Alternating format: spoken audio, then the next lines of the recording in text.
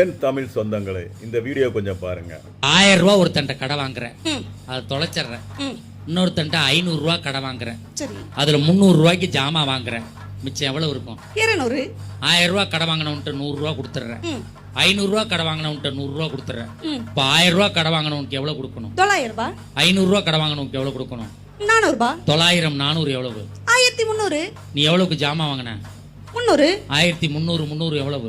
1600. நீ எவ்வளவு கடை வாங்கின? 1500. இந்த 100 ரூபாய் எங்க இருந்து வந்துச்சுன்னு சொல்லு.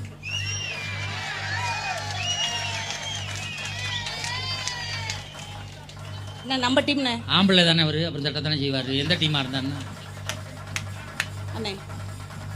நான் கணக்குல குழப்பம்லாம் இல்லை சார், தெளிவா தான் கேட்கிறேன்.